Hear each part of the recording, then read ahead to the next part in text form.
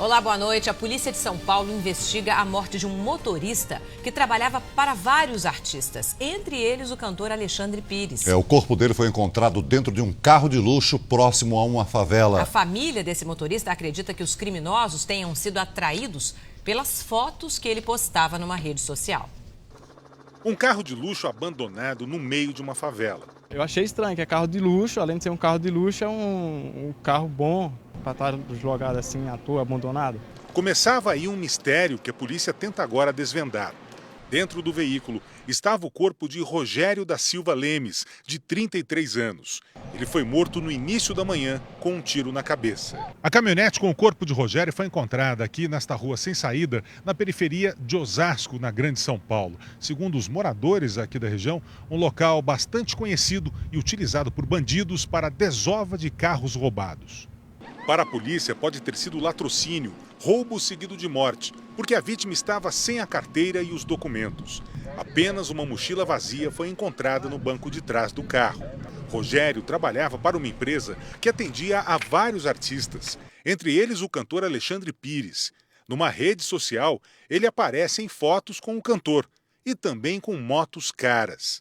Para a família, a riqueza demonstrada por Rogério pode ter atraído os assassinos. Às vezes ele vinha com o carro da patroa dele para casa, lavava e voltava para ir trabalhar, então muita gente ficava de olho nele, então eu acho que foi por causa disso daí. A polícia do Paraná abriu inquérito para investigar um suposto suborno feito por PMs. O flagrante foi registrado no centro de Curitiba. Nas imagens, os policiais aparecem recebendo dinheiro de um rapaz. O flagrante foi registrado às 3 horas da manhã. 3 policiais fardados conversam com um homem. Pouco tempo depois, ele tira o dinheiro do bolso, conta e entrega a um dos PMs. O rapaz vai embora correndo. A abordagem aconteceu nesta esquina, no centro de Curitiba. Os policiais ainda não foram identificados, mas há suspeita de que pelo menos um deles seja aluno da escola da polícia. A viatura usada pela equipe também foi identificada nas imagens. As câmeras da prefeitura podem ajudar na investigação. De imediato já vai determinar a instauração de um inquérito policial militar para apurar todas as circunstâncias do fato, a fim de que possa subsidiar esse inquérito, de forma que ao final poderemos ter toda a percepção do que aconteceu. Violência no trânsito do Rio de Janeiro. O motorista de um ônibus foi agredido por um passageiro, perdeu o controle da direção e bateu num poste. 5 pessoas ficaram feridas. A explosão de raiva sem sentido. Ele queria que parasse lá, não tem como parar. Do nada, ele começou a discutir, me agrediu. O motorista tentou se defender e perdeu o controle da direção. Os passageiros ficaram assustados. Eu fui tentar parar o ônibus, porque eu estava vendo que ele estava saindo para ele ia bater numa parede ou alguma coisa. O ônibus subiu a calçada e só parou quando bateu no poste. 5 pessoas ficaram feridas. Uma faixa foi interditada no horário de maior movimento. O trânsito na principal via expressa do Rio ficou ainda mais engarrafado. Do outro lado da cidade, na Zona Sul, aqui em Copacabana, uma motorista cometeu uma série de erros ao volante. Resultado, carros batidos, 2 pessoas atropeladas, sendo uma delas um policial militar. No primeiro acidente, a motorista bateu o carro em outro veículo e fugiu. Pouco depois, a mulher atropelou um gari e não parou para prestar socorro. Na mesma avenida, ao passar pela lei seca, ela ignorou a sinalização e bateu o retrovisor do carro no braço de um PM. As vítimas fizeram o exame de corpo de delito. A motorista se recusou a fazer o teste de embriaguez. Ela estava com a capacidade psicomotora bastante alterada, com vários sinais notórios de embriaguez. O carro estava com a documentação em dia e foi liberado. Cristiane Santos Magalhães foi autuada por lesão corporal e foi liberada ao pagar fiança de R$ 1.200. A carteira de habilitação dela foi apreendida e a recusa em passar pelo bafômetro custou outros R$ 2.000. É grave o estado de saúde do bebê que nasceu prematuramente depois que a mãe, uma argentina, foi baleada e morta em Belo Horizonte. O principal suspeito do crime é o pai da criança. Assim que chegou ao Brasil, Silvia foi ao IML reconhecer o corpo da filha. Não acredito que era ela, pero era ela. A argentina Maria Silvina Perotti estava grávida de 7 meses. Antes do crime, ela e José Mendes, com quem morava havia 8 anos, disseram que iriam ao supermercado. Testemunhas contaram que o casal desceu em um carro por esta rua que é praticamente deserta. O primeiro disparo foi ouvido exatamente aqui. Logo depois, o carro continuou descendo e só parou a poucos metros, onde foi ouvido o segundo tiro. Toda esta cena foi vista por uma testemunha da janela de um desses apartamentos. Ele segurar a cabeça e atirar. E quando nós saímos à rua, ele já tinha deixado o corpo uns 50 metros para baixo, no chão.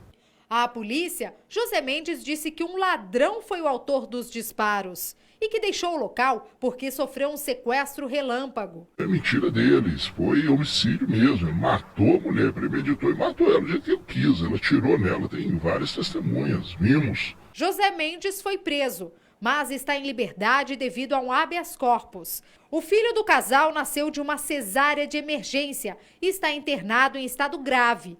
A mãe da vítima ainda não conheceu o netinho. Só vai embora quando esclarecer a morte da filha. Eu vim de meu país para fazer justiça e eu estou forte. Depois de 7 meses de investigação, a polícia prendeu uma quadrilha que aliciava meninas para uma rede de prostituição no Rio Grande do Sul. O chefe de esquema era um empresário da Serra Gaúcha. Ele está preso. A menina que não pode ser identificada foi vítima de uma rede de exploração sexual de menores. Ela tinha 13 anos quando foi aliciada. Eu comecei a frequentar a casa dele, daí a gente ia fazer festa, tinha bebidas alcoólicas, essas coisas assim. E ele oferecia dinheiro para vocês em troca de sexo ou não? Sim. Sim, ele oferecia dinheiro. O caso veio à tona quando a mãe da adolescente descobriu o esquema e decidiu denunciar os aliciadores. Ela estava assim, drogada, ela estava alcoolizada, ela queria vir embora e no mesmo tempo ela não queria entrar no carro. 10 garotas entre 13 e 17 anos foram vítimas do esquema que acontecia na Serra Gaúcha. Durante quase um ano, as meninas participavam de festas onde recebiam dinheiro e drogas em troca de favores sexuais. O Conselho Tutelar aqui de Canela identificou as jovens e repassou as informações para a polícia. Algumas das meninas tinham aluguel pago por ele, né? Todo tipo de favor material que atraísse elas a ter esse tipo e a vender o próprio corpo. As adolescentes tinham medo de denunciar a exploração. Todas menores. Tinha umas até que tinham 12, 11 anos. E a gente tinha muito medo, sabe? As meninas eram aliciadas em Canela e trazidas aqui para Gramado por motoristas contratados pelo líder do esquema. Tudo acontecia na casa dele. Depois de 7 meses de investigação, a polícia indiciou 10 pessoas por exploração sexual. E o líder, um empresário de 48 anos, já foi preso. Nós temos convicção de que há outras meninas e pretendemos identificá-las.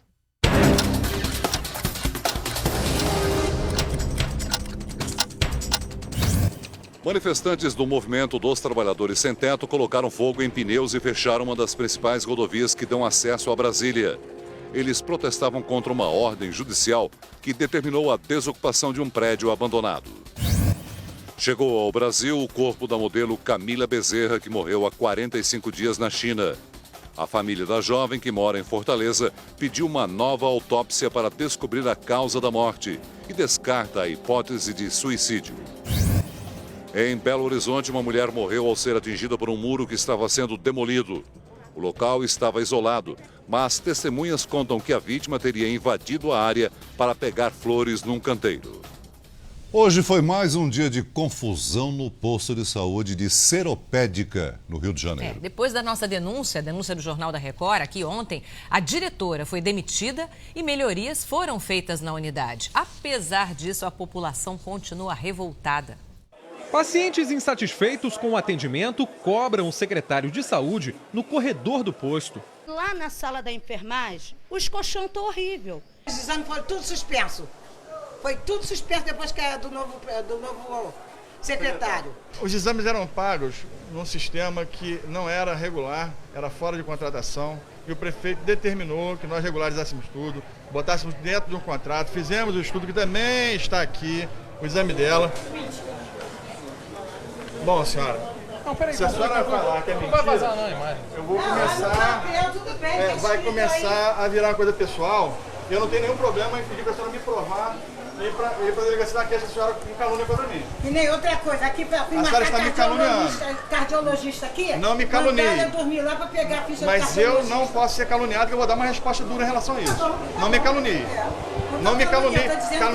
Calúnia é crime. Eu sei que é crime. Então cuidado, tome eu cuidado. Sei que eu não tenho medo não. Nem eu. As cobranças ao secretário de Saúde foram feitas um dia depois da nossa equipe mostrar a situação precária do posto.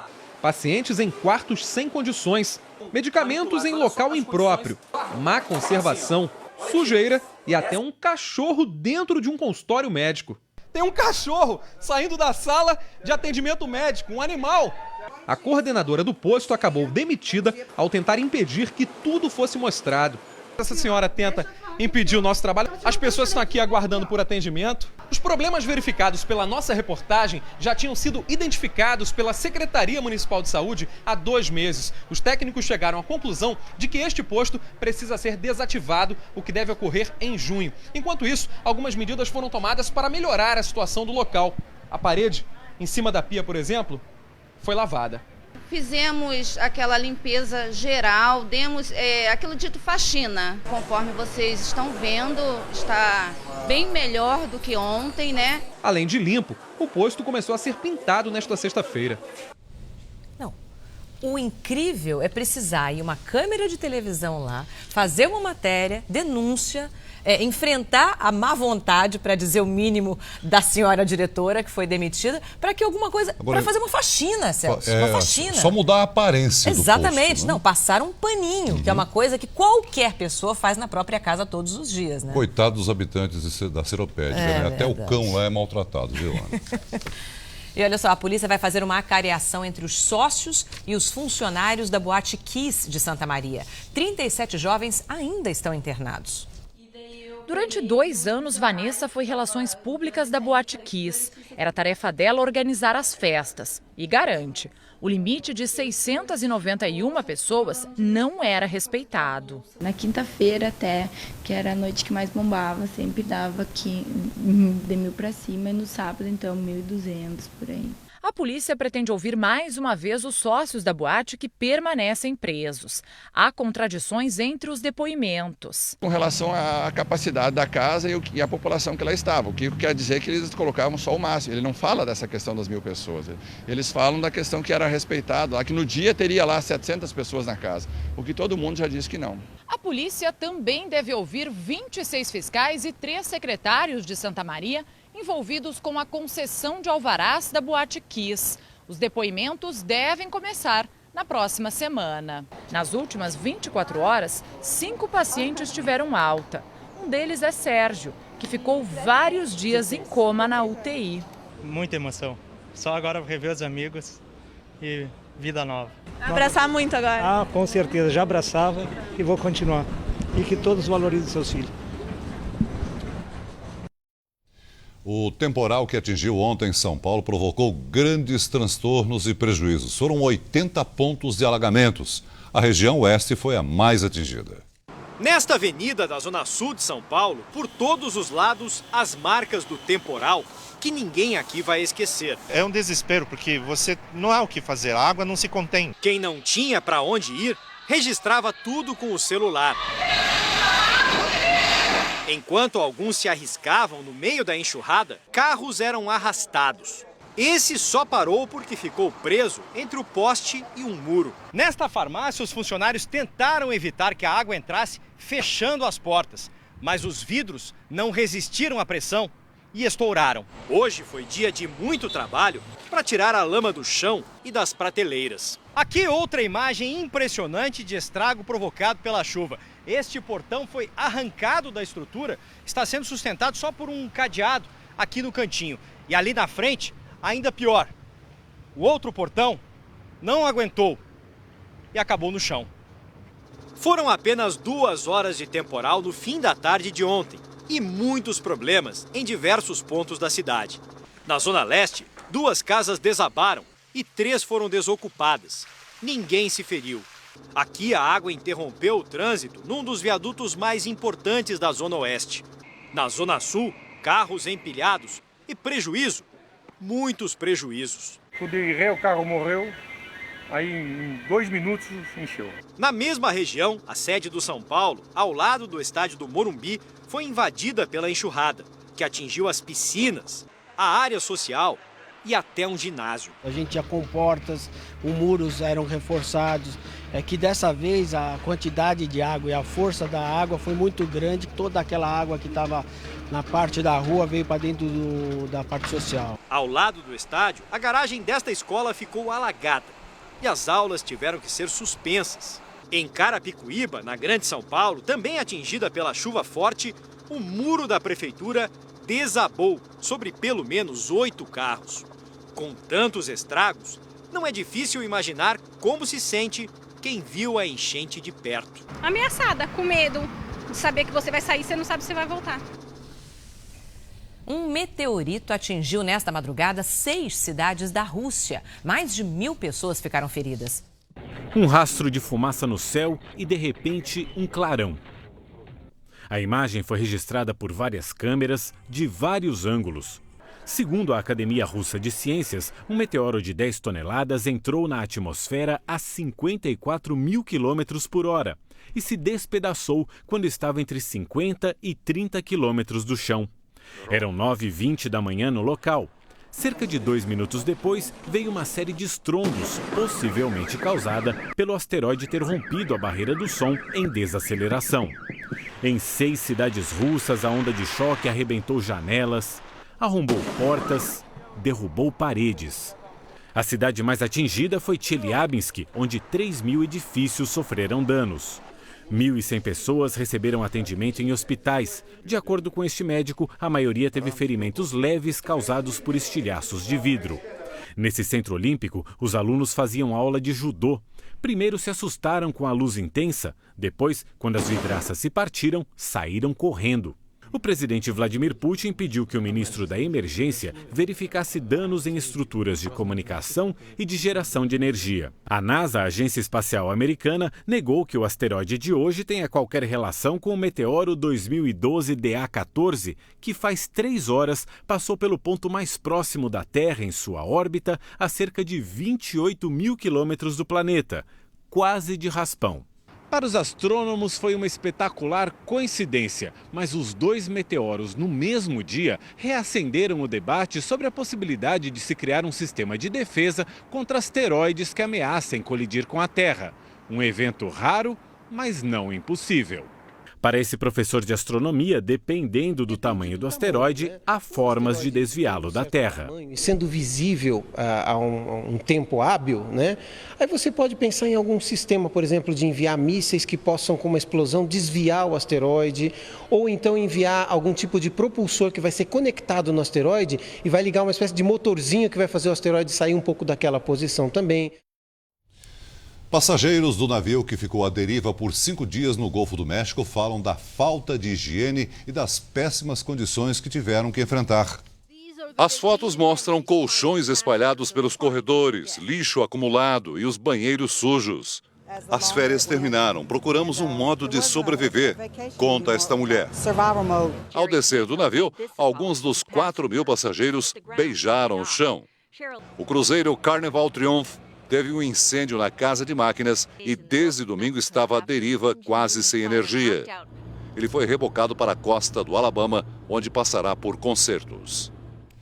O atleta Oscar Pistorius, acusado de matar a namorada na África do Sul, vai continuar preso por decisão da Justiça. A audiência para definir a fiança foi adiada para terça-feira. Nas pistas, diante do mundo, Oscar Pistorius mostrou que não se pode fixar limites para a capacidade humana. Com lâminas de fibra de carbono, competiu com os mais velozes do mundo. Agora, escondeu o rosto diante do assassinato ainda sem explicação. No tribunal, Oscar Pistorius chorou muito, mas não disse nada. Não se sabe ainda que versão dos fatos ele vai apresentar. Na madrugada de quinta-feira, a polícia encontrou na casa de Pistorius a modelo Riva Steenkamp, de 29 anos, namorada do atleta, morta com 4 tiros. A promotoria da África do Sul acusou Pistorius de assassinato premeditado. Em uma nota, a família do atleta negou veementemente que ele seja o culpado. Oscar Pistorius não é o primeiro atleta de renome acusado de assassinato. Em 88, o campeão de boxe argentino Carlos Monzon foi condenado a 11 anos de cadeia pela morte da mulher. Aqui nos Estados Unidos, o jogador de futebol americano O.J. Simpson foi inocentado em um julgamento que dividiu o país. Muitos americanos até hoje acham que ele matou a mulher Nicole Brown em 94. Com a ajuda de alguns dos advogados mais famosos do país, O.J. Simpson foi absolvido. Mas foi preso recentemente, condenado a 33 anos de cadeia por sequestro e assalto à mão armada. Aqui no Brasil, o ex-goleiro Bruno também é acusado pela morte da namorada Elisa Samúdio. O julgamento dele está marcado para o dia 4 de março. O governo multou em 34 milhões de reais a operadora de telefonia celular Oi por descumprimento das metas de melhoria em seu atendimento. E a Anatel anunciou hoje novas regras de qualidade para as empresas de telefonia fixa. Quem nunca teve problema com telefone fixo? Chegou 3 contas dizendo que eu estava devendo e eu não estava devendo. De acordo com a Anatel, as principais reclamações dos usuários são o atendimento, a assistência técnica e a cobrança indevida. Atualmente, as operadoras são obrigadas a garantir 70% das ligações locais e de longa distância. Mas a partir de junho, o índice exigido de ligações completadas sobe para 93% para chamadas locais e 92% para as interurbanas. Já o teto admissível de reclamações dos clientes, que não existe hoje, passa a ser de 4% este ano e até 2015 cairá para 2%. A Anatel passará a divulgar os índices de reclamação de cada operadora para ajudar o consumidor. Você vai poder saber, na opinião dos próprios usuários, quais são as prestadoras que prestam melhor serviço. A empresa que não se adequar vai ser punida e a multa é salgada, pode chegar a 50 milhões de reais. Em casos extremos, a operadora pode até perder a concessão do serviço. A gente está correndo o que é atrás dos nossos direitos, não estamos pedindo favor nenhum. No portal R7 você pode tirar suas dúvidas sobre essas novas regras para as operadoras de telefonia. A culinária paraense, uma das mais tradicionais do país, está sofrendo com o preço de seu principal acompanhamento. A farinha teve aumento de até 170% em um ano. Ela combina com tudo. No almoço, então, não pode faltar. É o açaí com a farinha de mandioca do Pará. Delícia, maravilha. A escolha da farinha é decidida assim, na degustação. O sabor é ótimo. Mas o preço ficou salgado. O quilo da farinha chega a ser vendido por até R$ 8,00. No mesmo período do ano passado, estava a menos de 3. Eu costumo levar 3 litros para casa, eu estou levando só 1. A farinha de mandioca é o principal complemento na alimentação do paraense. É o estado que mais consome o produto por domicílio. Aqui, cada consumidor leva em média para casa por ano 45 quilos de farinha. Segundo o Diese, da plantação até as feiras e supermercados, o produto chega a triplicar de preço. Mas até quem compra em grande quantidade reclama. Estava pagando na média de R$200, 210. Agora, hoje, eu paguei R$400 na saca. Uma saca com 90 litros de farinha. A explicação está na baixa produtividade. O Nordeste brasileiro, a região que mais fabrica farinha, foi castigado com a seca. A Venezuela divulgou as primeiras imagens de Hugo Chávez depois da cirurgia contra o câncer. Chávez aparece sorridente com o Jornal do Dia ao lado das 2 filhas. Segundo o governo, as fotos foram tiradas ontem no hospital em Cuba. O presidente não era visto desde dezembro, quando passou pela 4ª cirurgia no combate a um câncer no abdômen. Um incêndio florestal deixou mais de 1.000 desabrigados na costa do Chile. As chamas atingiram a área urbana da cidade turística de Valparaíso. Ainda não se sabe como o fogo começou. 4 dias depois de anunciar a renúncia ao cargo, o Papa Bento XVI nomeou o novo presidente do Banco do Vaticano. O alemão Ernst von Friber foi escolhido por um grupo de cardeais. O posto estava vazio havia 9 meses, quando o ex-presidente foi demitido, suspeito de lavagem de dinheiro. As pancadas de chuva típicas de verão podem provocar novos transtornos no sul, sudeste, norte e nordeste neste fim de semana. E o calor vai continuar em todo o Brasil. A zona de convergência intertropical provoca uma faixa de nebulosidade entre o Amapá e o norte do Ceará. Amanhã esse sistema fica estacionado e causa temporais do litoral do Amapá até o Rio Grande do Norte. Na área vermelha, uma massa de ar seco garante tempo bom. Riscos de tempestades com raios do leste do Paraná até São Paulo. Sábado de calor em Porto Alegre, a máxima é de 32 graus. Máxima de 37 no Rio de Janeiro, 33 em Cuiabá e 31 graus em Fortaleza. Em São Paulo, são esperados novos temporais no fim de semana. Amanhã, a máxima é de 32. Em Salvador, calorão de 34 graus. Um dos maiores jogadores da história do basquete nacional, Oscar Schmidt, entrou para o Hall da Fama do basquete nos Estados Unidos. Ouro no PAN de Indianápolis, o maior pontuador em Olimpíadas, já fazia parte do Hall da Fama da Federação Internacional de Basquete. Ele agora se junta ao seleto grupo do Naismith Memorial Basketball. A confirmação ocorreu nesta sexta-feira, véspera do Jogo das Estrelas da NBA e do aniversário de 55 anos de Oscar. A Força Nacional de Segurança já está em Santa Catarina para reforçar o combate à onda de violência. Foram 101 ataques criminosos em 17 dias. O avião Hércules da Força Aérea Brasileira chegou a Florianópolis na tarde desta sexta-feira. A aeronave trouxe soldados e equipamentos da Força Nacional. Este é o terceiro comboio da Força Nacional a chegar a Santa Catarina. Parte da tropa desembarcou nesta madrugada em Joinville, no norte catarinense. Soldados também chegaram à capital do estado hoje pela manhã. A cúpula da Segurança Pública catarinense não quis informar qual será o trabalho das tropas federais no combate à onda de atentados. Em 17 dias, Santa Catarina foi alvo de mais de 100 ataques criminosos. O mais recente foi em Guaramirim, cidade vizinha a Joinville. Um ônibus usado para transporte escolar foi parcialmente incendiado na tarde de hoje. Durante a madrugada, este carro particular e um guincho foram incendiados no sul do estado. Ninguém ficou ferido. As aulas noturnas das escolas públicas estão suspensas. E o dia no transporte coletivo de Florianópolis foi de tensão, porque os ônibus só começaram a rodar após as 7 horas da manhã. Os motoristas estão morrendo de medo, o cobrador morrendo de medo. Empresas e trabalhadores chegaram ao acordo e os ônibus que parariam às 7 da noite vão circular até às 11 horas. Um deserto branco que um dia já foi oceano. A Cordilheira do Sal, no Chile, é uma das maiores reservas salinas do mundo. Você pode imaginar como é um lugar inóspito, né? Na última reportagem da Aventura no País dos Vulcões, a repórter Cleisla Garcia vai mostrar justamente isso. E que, apesar das condições muito difíceis, muitas aves escolheram justamente esse chão de puro sal para morar.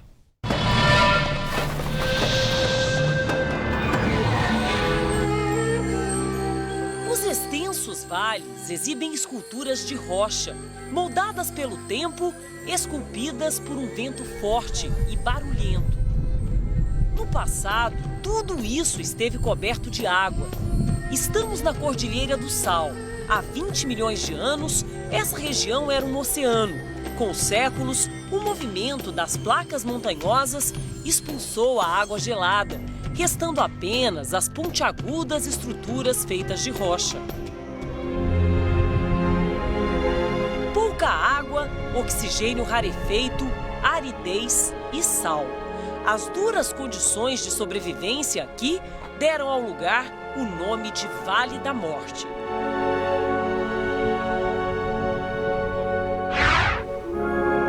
Diante dos nossos olhos, um planeta esbranquiçado se revela. E nos guiamos por uma trilha de sal. Do chão árido surge uma floresta de corais, tudo feito de sal. Entre as pedras, lagos de água cristalina, um canto extremo da terra onde o céu vira uma extensão do solo. A superfície reflete e multiplica a paisagem sem muitos tons. Em busca de cenários assim, a Ksenia Merinova enfrentou horas de voo da Rússia até o Atacama, encarou estradas esburacadas, poeira, mas não se arrependeu da longa viagem até o deserto do Chile. É incomum. Eu nunca tive num lugar assim, diz a russa. Mesmo com o clima severo, enfrenta de bom humor o sol forte para explorar cada detalhe. apreciar essa paisagem diferente. É tudo muito grande, diferente, um outro planeta, se entusiasma Ksenia, já fazendo planos de voltar, sem se preocupar com sacrifício. O Salar do Atacama é o maior depósito de sal do Chile e o terceiro maior do mundo, abastecendo boa parte da indústria nacional. São 100 quilômetros de comprimento. 96% da água que chega aqui por canais subterrâneos evapora. O restante vira uma salmoura forte. Mesmo assim, o salar atrai uma reserva de vida silvestre, a reserva de Los Flamingos, os charmosos pássaros que escolheram o deserto para morar e procriar, protegidos por lei. Ao longo dos séculos, as aves se adaptaram às duras condições dessa parte do planeta e ainda saíram fortalecidas. Normalmente, em cativeiro, um flamingo vive 40, 45 anos no máximo. Mas, por incrível que pareça, essa região do deserto tem condições ideais para eles. Altas temperaturas e comida de sobra. Aqui, protegidos pela reserva e cheios de mimos, os flamingos chegam a viver até um século. Fósseis encontrados aqui registram que a presença dos flamingos no Atacama é antiga. Em algumas épocas do ano, chegam aos milhares. 3 espécies habitam o salar: o flamingo chileno, o andino e o gense. Eles se alimentam de pequenas algas e micro-organismos ricos em beta-caroteno, substância que dá o tom rosado ou avermelhado às penas dos adultos. Aqui se juntam a outros pássaros, como a gaivota andina, o pato negro selvagem. Andam sem pressa, fazem voos majestosos sobre o horizonte iluminado do salar. Parecem saber que, acolhidos pelo deserto, não correm mesmo risco algum e podem povoar despreocupados esse paraíso da vida silvestre, cravado no meio do exótico planeta de sal. Mas um dos lugares mais surpreendentes do Atacama ainda está pela frente. Chegamos no entardecer, quando a luz natural e a temperatura caem depressa. Terra dos extremos, em um só dia, a temperatura varia em até 40 graus. Durante o dia, as pessoas chegam a nadar nessa lagoa, mas quando a noite cai, a temperatura pode chegar a 2 graus negativos. Uma praia inteira de sal rodeia a Lagoa Rasa. Difícil saber onde termina o chão e começa a água transparente. Um gigantesco espelho natural que deixa o céu e as nuvens ao alcance das mãos. O espetáculo se repete em lagoas menores, também com alta concentração de sal. Parada obrigatória. Daqui, conseguimos apreciar o mais belo pôr do sol do deserto. O sol colorido se despede com a lua já no alto, tudo ao mesmo tempo, acolhendo a escuridão que invade a imensidão branca do salar. A maior riqueza daí é a visão da natureza. É lindo, né? Olha só, está acabando uma era, Celso. Mais da metade dos telefones públicos do Brasil deve ser aposentada. E sabe por quê? Falta de uso. Falta de uso total. O objetivo é substituir os antigos orelhões por aparelhos mais modernos. Em uma das principais avenidas de São Paulo, eles viraram obra de arte. É muito divertido, um monte de gente tirar foto. Agora, para telefonar, não é fácil achar alguém interessado neles. É raro, muito raro. Os orelhões andam mesmo esquecidos. Muitos nem são usados e quase metade faz apenas 2 ligações durante o dia inteirinho. É por isso que está em estudo um plano de aposentadoria para boa parte dos telefones públicos brasileiros. Levantamentos do governo federal indicam que até 500 dos 947 mil aparelhos podem ser retirados ou substituídos por equipamentos mais modernos. A possibilidade de acesso à internet, a possibilidade de conexão via Wi-Fi e outras facilidades para o consumidor. Mas notícia para seu Antônio, que não tem, não gosta e não quer celular. Acho bonito, os outros, para mim não. Ele nem se importa, até curte subir a ladeira para usar o orelhão. Seu Antônio é uma espécie em extinção, diz o dono do mercadinho. Há 4 anos, ele vendia mais de 100 cartões telefônicos por dia. Hoje, se vender 100 no mês é muito. Cartão já era. Cartão, ninguém mais quer. O jeito foi ampliar os negócios e vender chip de celular. É porque o destino dos orelhões parece estar mesmo traçado. Eu acho que vai virar peça de museu logo, logo. Melhor no museu do que assim, abandonado e engolido pelo mato, como este na região metropolitana de São Paulo. Num país onde o número de celulares é muito maior que o número de habitantes, né? Exatamente. Todo mundo está usando nosso celular, a internet, o orelhão realmente deixou de fazer sentido. Mas ele é tão simpático que a gente sente falta da Vai virar dó, peça de né? colecionador, né? Exatamente. E um vereador acusado de fraude em licenças ambientais é preso em Goiânia. O vereador Paulo Borges, do PMDB, seria o chefe do esquema que vendia licenças ambientais e outras facilidades na Prefeitura de Goiânia. Eu estou indignado, o que eu posso dizer é isso. O vereador aparece nessas imagens num restaurante com o engenheiro Afonso Antunes, que se apresentava como consultor ambiental. Afonso é este homem contando dinheiro dentro de um carro, supostamente de propina. 5 mil, né?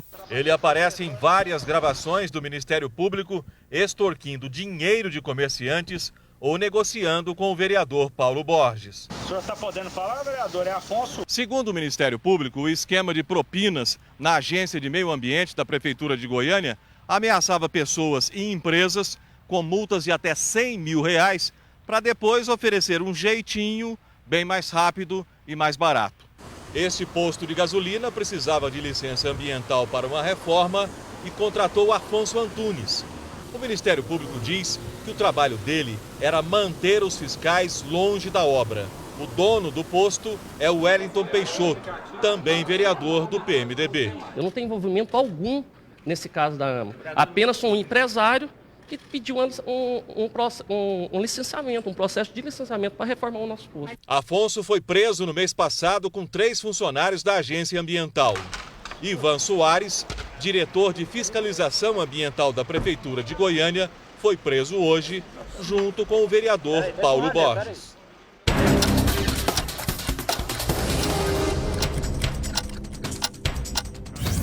Em São Paulo, um policial foi morto logo depois de sair do banco. 2 homens teriam abordado o PM e anunciado o assalto. Para os investigadores, ele foi baleado porque era policial. Ainda em São Paulo, um incêndio atingiu um prédio comercial no centro da cidade. O fogo começou no 7º andar e foi rapidamente controlado. Ao menos 3 pessoas foram atendidas depois de inalar fumaça.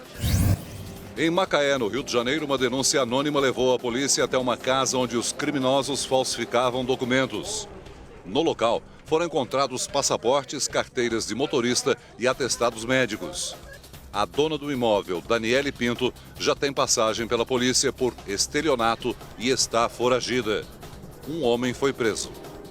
Para conseguir formas mais que perfeitas, algumas mulheres apelam para as várias técnicas de preenchimento. Pois é, mas uma substância, Celso, tem provocado deformações graves. É o metacrilato, injetado em várias partes do corpo.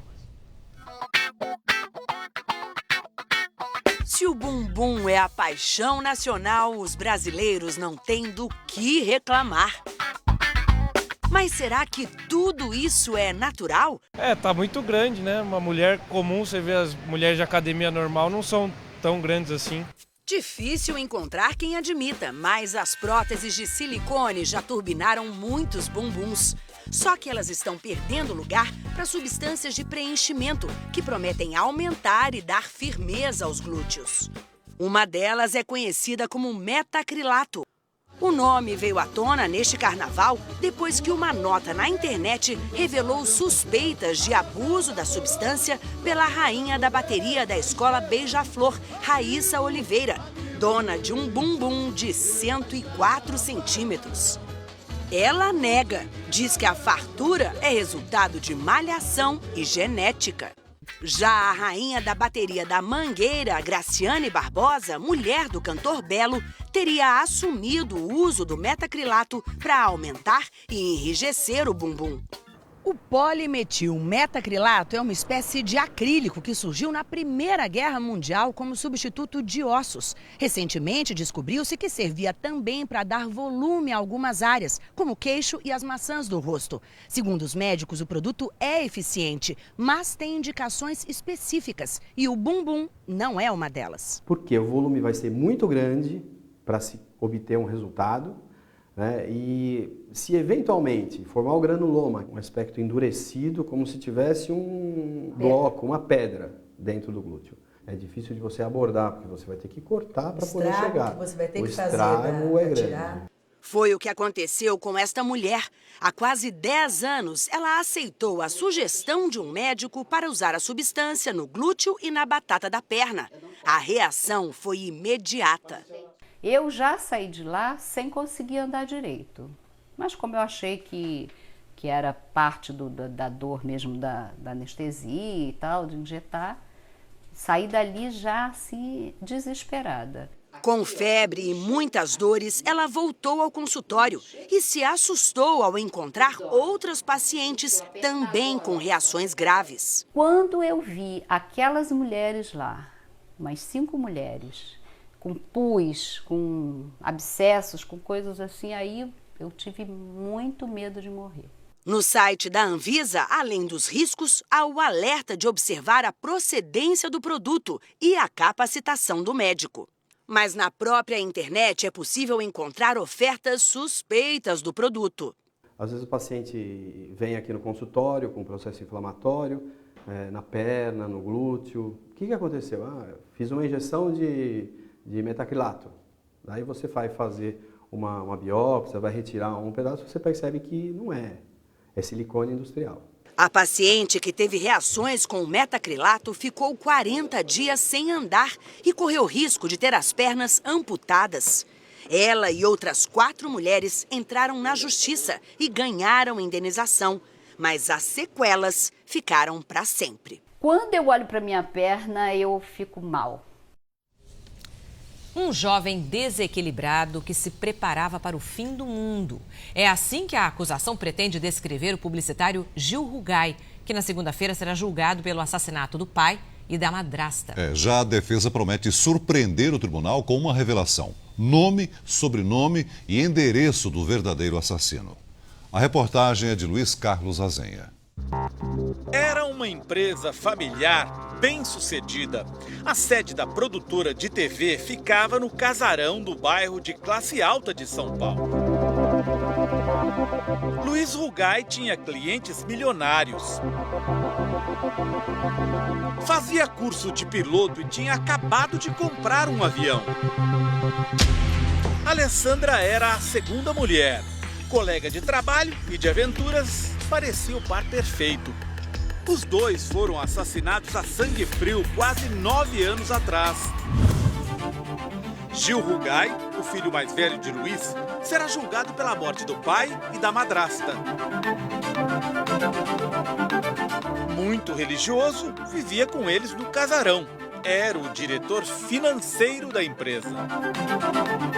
O gatilho para um crime tão brutal foi o dinheiro. É o que a promotoria vai sustentar diante dos jurados, mas não poderá usar os dados de um processo que corre paralelo, o do inventário de Luiz Rugai, com bens avaliados em 15 milhões de reais. Nele, Gil Rugai, a mãe e o irmão tentam excluir da herança a família da madrasta Alessandra, alegando que ela não era casada formalmente com o dono da produtora e que não era uma boa mulher para ele.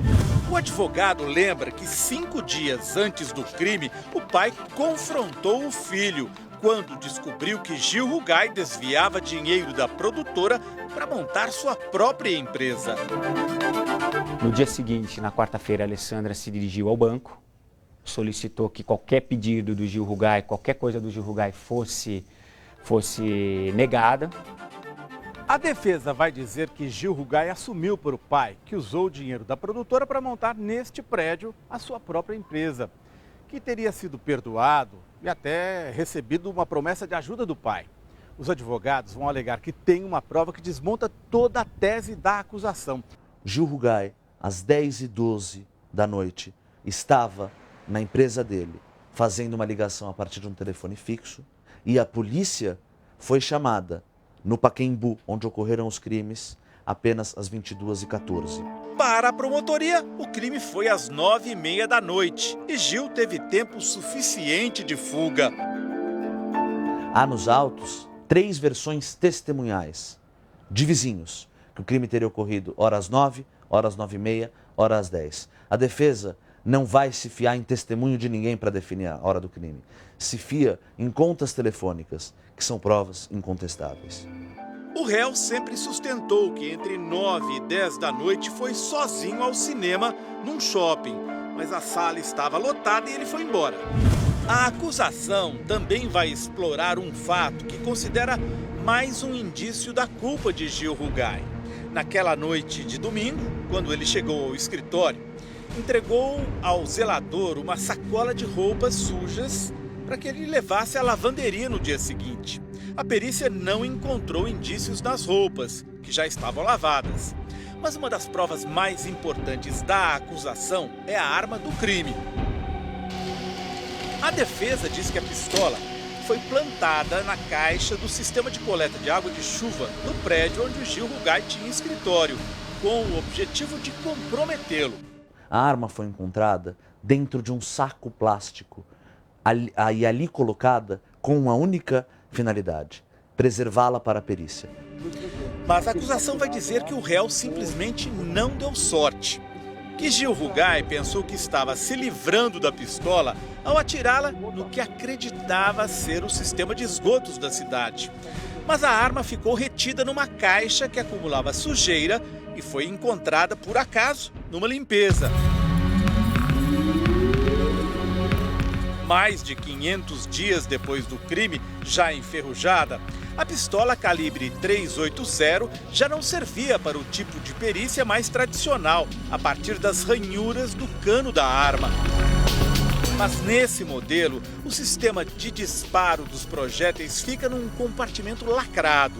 No momento do tiro, deixa uma marca única, uma espécie de impressão digital nas cápsulas.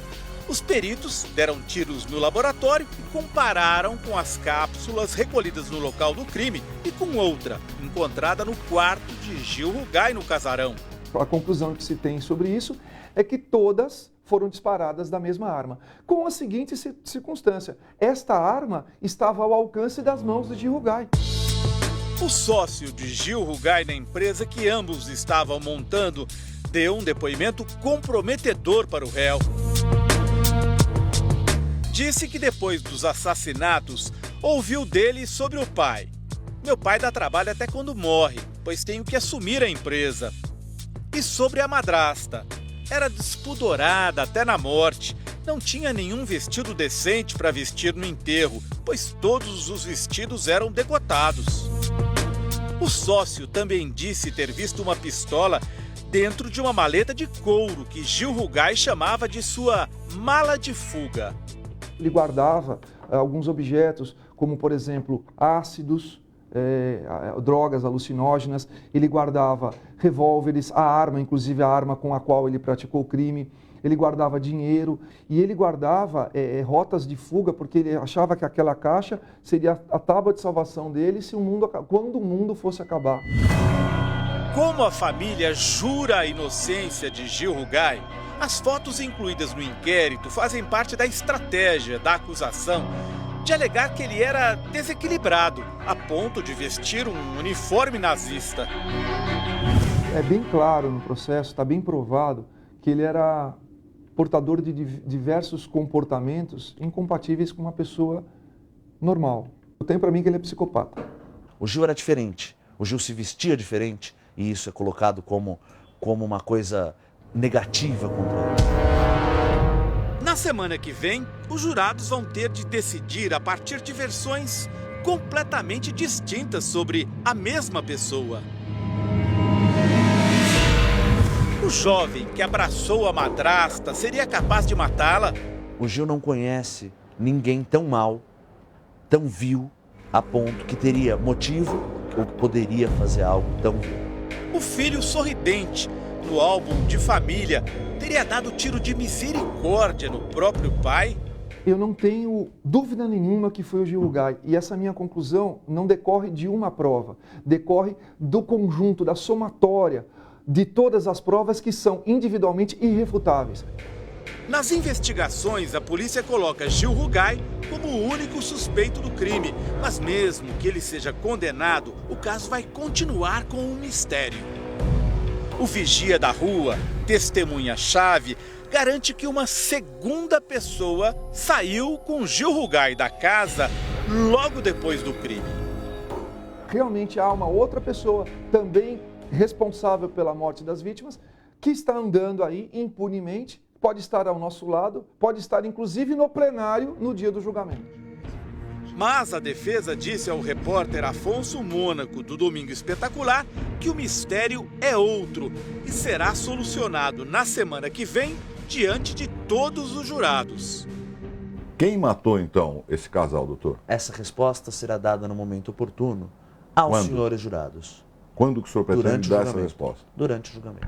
O senhor vai dizer nome, doutor? Nome, sobrenome, endereço. O Jornal da Record de hoje termina aqui. As reportagens dessa edição você encontra agora no portal R7. E outras informações no Fala Brasil às 8 da manhã. Um bom final de semana para você. Até segunda. Boa noite. Até lá.